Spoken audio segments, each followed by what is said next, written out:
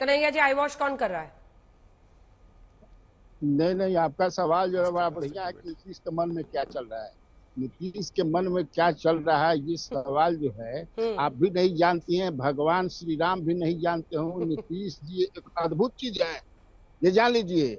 कहीं पर प्रेम निगाह शुक्ला है, जी कहीं बस पर इसी निशाना बात पे होता है। थोड़ा सा मुस्कुराते हैं, बाकी टाइम गंभीर रहते हैं। जैसे अरे नीतीश बाप बाबू रे, की बात मैं कीजिए। कहता हूँ कि उनका बायां हाथ नहीं जानता है कि दया क्या करती हैं। हाँ। पुल गिर गया 10 दिन में 5 गो पुल गिर गया। अब इस पर बहस नहीं हो रही है कि आखिर पुल इतना काहे गिर रहा है। आप समझिए कि ये संजय झा जी अध्यक्ष बन गए।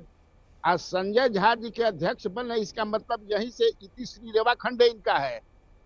जॉर्ज फर्नांडिस बने गए, शरद यादव गए, आरसीपी गए बने, अभी वो मुस्तफापुर अपने गांव में हाँफ रहे हैं। और उसके बाद ललन सिंह बने, उनकी भी विदाई बढ़िया से हो गई। कहा मंत्री है अभी केंद्र में, कहाँ विदाई हो गई? अरे कौन मंत्री बनना चाहते थे, कौन मंत्री बन गए, कौन मंत्री? मंत्रालय मन का मिला नहीं मिला अलग बात है, लेकिन मंत्री तो है ललन सिंह, मिस्टर बिलारी। मेरा सुनिए अंजना जी, मेरा अपना मानना है कि नीतीश कुमार की एक ही डील है, जिस डील को पूरा कराएंगे। दैट डील इज बिहार में झारखंड, महाराष्ट्र और हरियाणा के साथ चुनाव हो। मुझे बहुत खराब लगता है नीतीश जी कहते हैं कि हमारा केवल 43 है। षड्यंत्र करके हमको जो है वो भूल गए हैं क्या वो, कि कैसे वो 43 हो गए। उनका मेरे पास जो इंफॉर्मेशन है, मैं आपसे कई इंफॉर्मेशन ऐसा शेयर किया हूँ आप यही के मंच पर, जो दूसरे दिन ही तीसरे दिन हो गया, आप देख लीजिएगा। वो चाहते हैं यही, आप जानते। अच्छा आप ही बताइए अंजना जी, स्पेशल दर्जा मिलेगा बिहार को, माने क्या मिलेगा?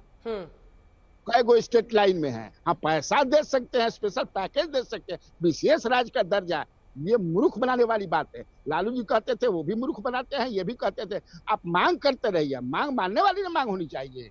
क्या विशेष राज्य का दर्जा?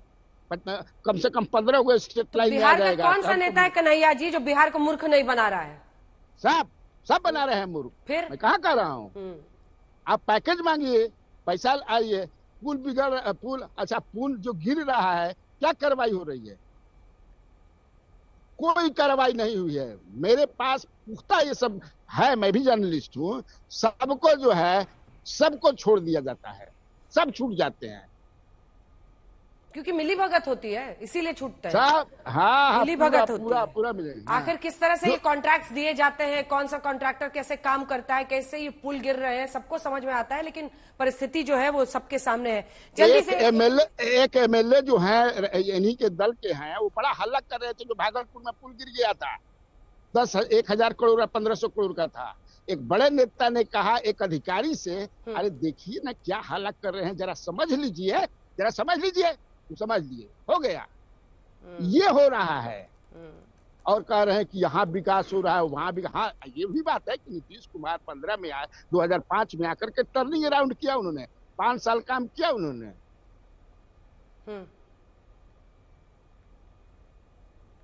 अब आपने अभी अपने मॉनिटर पे आज तक ही लगा लिया है, वही आने लगा।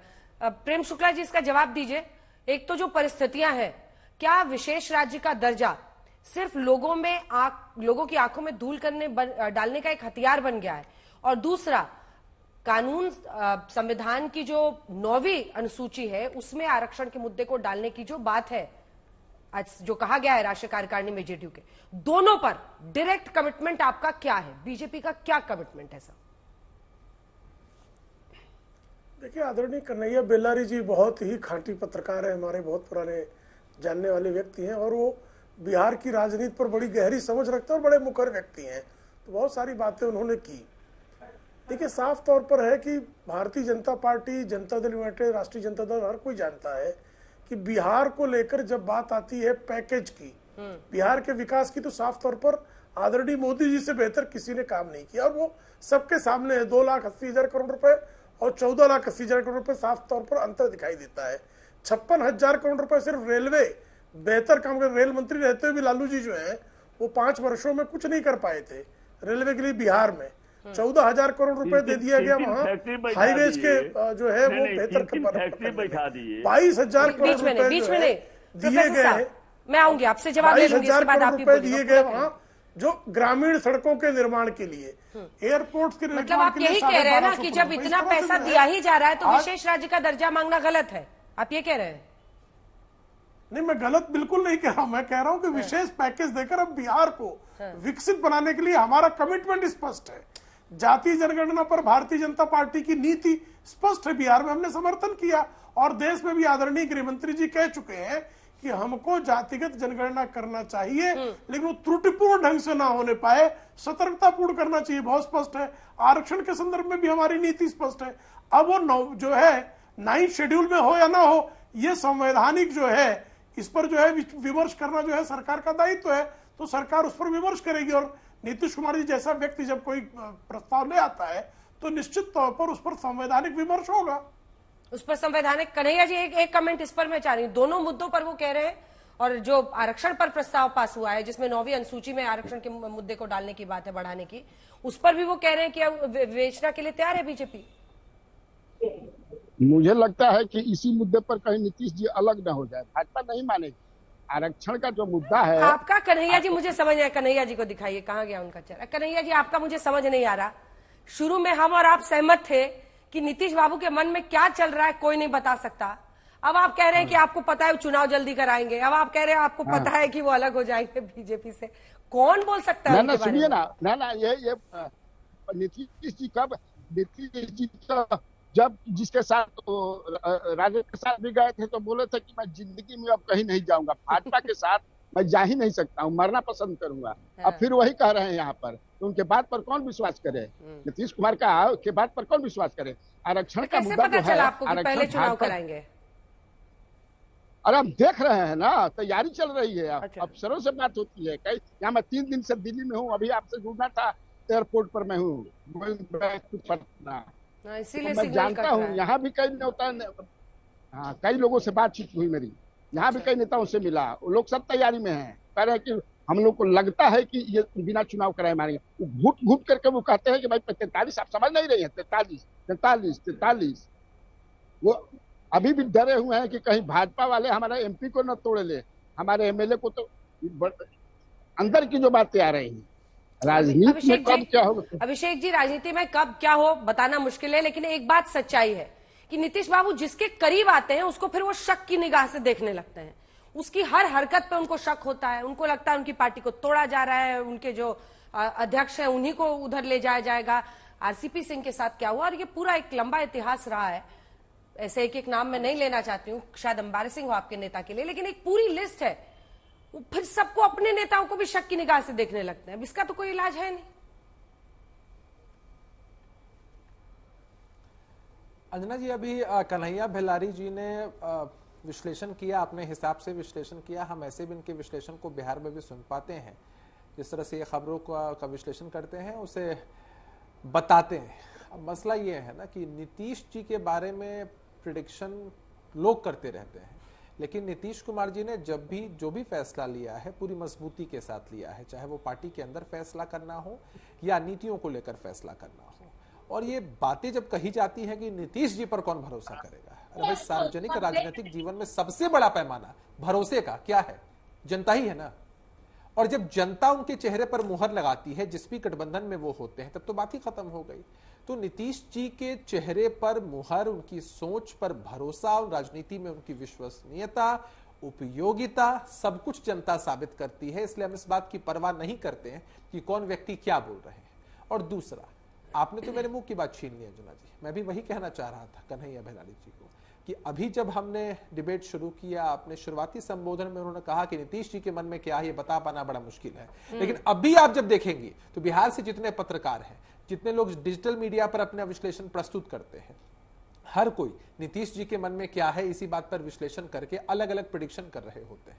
अरे छोड़ दीजिए ना, ये प्रेडिक्शन क्यों किया जा रहा है कि चुनाव समय से पहले होंगे? हम क्यों कर रहे हैं चुनाव समय से पहले? भाई जनता की गाढ़ी कमाई उस चुनाव में खर्च होती है, तो बात ही क्या है उसमें। और सहयोगियों पर भरोसा नहीं होता। इतने लंबे समय से भारतीय जनता पार्टी के साथ हमारा एक नैसर्गिक अलायंस रहा है, इतनी बार हमने साथ चुनाव लड़ा है, हम जीते हैं, जनता का विश्वास जीता है, जनता ने अपना मैंडेट दिया। ये बताने के लिए काफी है कि नीतीश जी को अपने सहयोगियों पर कितना भरोसा है। देखिए, अलग अलग कालखंडों में अलग अलग राजनीतिक परिस्थितियां रही और कुछ लोगों ने फिशी एक्टिविटीज की, हमारी पार्टी से भी उनको मौका मिला, अलग तरह की चीजों में शामिल हुए, तो ये बहुत कॉमन सी बात है कि किसी भी गठबंधन में इस तरह के फैसले भी किए जाते हैं। कन्हैया भेलारी जी बता रहे थे कि अमुक राष्ट्रीय अध्यक्ष थे, उनके साथ ये हुआ। अरे भाई, आपके सामने आदरणीय ललन बाबू भी एक नजीर के रूप में है, पूरी निष्ठा और लगन के साथ पार्टी के कार्यों का निष्पादन करते हैं, तभी आज केंद्रीय मंत्रिमंडल में प्रतिनिधित्व कर रहे हैं बिहार की तरफ से, हमारी पार्टी की तरफ से। और अंजना जी, इस चक्कर में हम कभी नहीं रहे, नीतीश जी भी नहीं रहे हैं कि अमुक मंत्रालय मिलेगा तभी हम खुश होंगे। मैं बताता हूं कि स्ट्रेटजी क्या होती है इसके पीछे। इसके पीछे की स्ट्रेटजी राजद की यही है कि बड़ा मंत्रालय मिलेगा, एकदम मलाईदार जब नीतीश बाबू खुद रहते थे तब तो रेलवे मंत्रालय से कम पे नहीं मानते थे ना मिस्टर झा।